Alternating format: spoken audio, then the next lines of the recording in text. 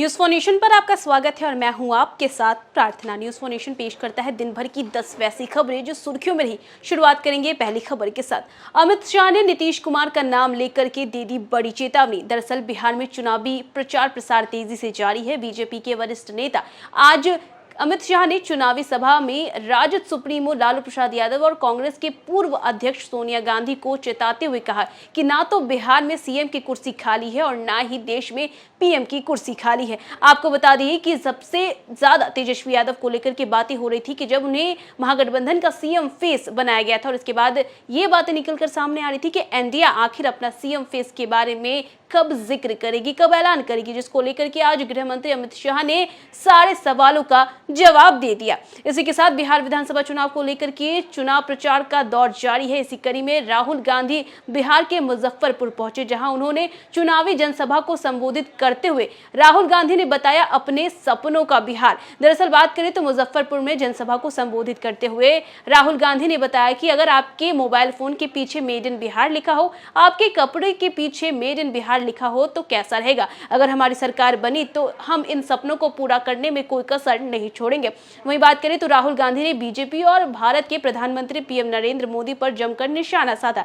दरअसल मुजफ्फरपुर के मंच से राहुल गांधी ने बीजेपी और नरेंद्र मोदी पर जमकर हमला बोला है। उन्होंने कहा कि नीतीश कुमार सिर्फ मुखौटा है, असली रिमोट कंट्रोल तो बीजेपी के पास है। बीजेपी अस्वस्थ नीतीश कुमार को सिर्फ अपना फायदा उठाने के लिए इस्तेमाल कर रहा है और इसी के साथ साथ उन्होंने ये भी कहा कि नीतीश कुमार को नहीं बल्कि बीजेपी को देखिए।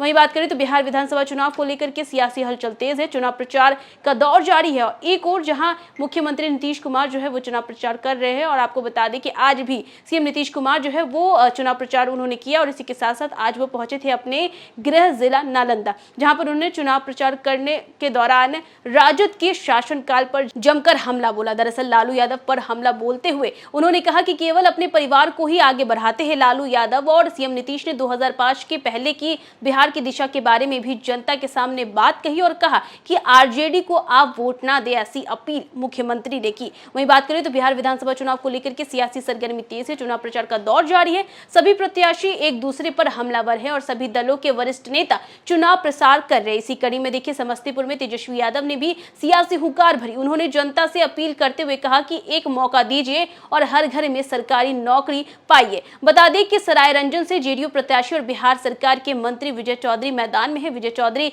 पिछले 15 सालों से सरायरंजन से विधायक है। वही बात करें तो बिहार में चुनाव को लेकर के चुनावी सरगर्मी तेज है और ये सरगर्मी बढ़ती ही जा रही है। इसी बीच देखिए भोजपुर जिले में 6 नवंबर को मतदान होना है और ऐसे में सभी उम्मीदवार जो है वो अपने चुनाव प्रचार में लगे हुए हैं और इसी कड़ी में बात करें तो शाहपुर विधानसभा क्षेत्र से भाजपा के उम्मीदवार राकेश रंजन ओझा के लिए चुनावी प्रचार में उत्तर प्रदेश के मुख्यमंत्री योगी आदित्यनाथ पहुंचे। बात करें तो चुनावी सभा को योगी जी ने संबोधित करते हुए विपक्ष पर जमकर निशाना साधा। योगी ने कहा कि नीतीश कुमार की सरकार बनते ही माफियाओं की उल्टी गिनती शुरू हो गई और हर गरीब के पास राशन कार्ड है, स्वास्थ्य कार्ड है, लेकिन कांग्रेस कुछ भी नहीं कर पाती, आरजेडी भी कुछ नहीं कर पाती। इसी के साथ साथ उन्होंने ये भी बताया कि किस तरीके से मुख्यमंत्री नीतीश कुमार और भारत के प्रधानमंत्री पीएम नरेंद्र मोदी ने कार्य किया और किस तरीके से नीतीश कुमार ने बिहार की तस्वीर बदली है। वहीं बिहार के 3 बड़े एफआईआर दर्ज हो गई है। दरअसल आपको बता दें कि चुनाव की सरगर्मी के बीच आर्थिक अपराध इकाई ने 3 बड़ी राजनीतिक पार्टियों के खिलाफ बड़ी कार्रवाई की है। ईओयू ने बीजेपी, कांग्रेस, आरजेडी के विरुद्ध सोशल मीडिया पे भड़काऊ पोस्ट करने के मामले में इन तीनों राजनीतिक पार्टियों के खिलाफ एफआईआर दर्ज की है और इस बात की जानकारी ईओयू के डीआईजी मानवजीत सिंह ढिल्लों ने दी। इन्होंने बताया है कि जिन दलों के द्वारा सोशल मीडिया पर जो है भड़काऊ पोस्ट की जा रही थी उनके खिलाफ एफआईआर दर्ज की गई। इसी के साथ बात करें तो केंद्रीय मंत्री ललन सिंह ने महागठबंधन के घोषणा पत्र पर जमकर निशाना साधा है। दरअसल बात करें तो महागठबंधन के घोषणा पत्र पर जमकर निशाना साधते हुए ललन सिंह ने कहा कि बिहार की जनता तेजस्वी यादव को नहीं मानती है क्योंकि उनके माता पिता के शासनकाल में बिहार ने क्या देखा है ये सभी जानते हैं। उन्होंने दावा किया कि बिहार में एक बार फिर से एनडीए की सरकार बनने जा रही है और इसी के साथ बात करें तो बिहार में विधानसभा चुनाव को लेकर के जो आरोप लगाने का सिलसिला है वो जारी है और इसी के साथ बात करें तो बीते दिन महागठबंधन ने अपनी घोषणा पत्र को जारी किया था, जिसके बाद सियासी हलचल काफी ज्यादा तेज हो गई। इसी के साथ 30 अक्टूबर को बिहार आएंगे भारत के प्रधानमंत्री पीएम नरेंद्र मोदी। दरअसल बात करें तो बिहार में चुनाव को लेकर के चुनाव प्रचार जारी है और इसी कड़ी में अब देखिए बात करें तो भारत के प्रधानमंत्री पीएम नरेंद्र मोदी भी इस चुनाव प्रचार का हिस्सा बनने आ रहे हैं। जानकारी के अनुसार पीएम मोदी 30 अक्टूबर को बिहार आएंगे, जिसके बाद फिर 2 नवंबर को पीएम मोदी का बिहार में रोड शो होना है। पीएम मोदी के आगमन को लेकर की तैयारियां जो है वो काफी ज्यादा जोरों पर की जा रही है। चप्पे चप्पे पर जो है वो सुरक्षा के इंतजाम किए जा रहे हैं और कड़ी निगरानी रखी जाएगी, क्योंकि देखिए 30 अक्टूबर को जहां भारत के प्रधानमंत्री पीएम नरेंद्र मोदी आ रहे चुनाव प्रचार में हिस्सा लेंगे और 2 तारीख को उनका रोड शो भी होना है। इसी के साथ कब्र पर मिट्टी डालने के लिए हेलीकॉप्टर से पहुंचे लालू यादव के बड़े लाल तेज प्रताप यादव।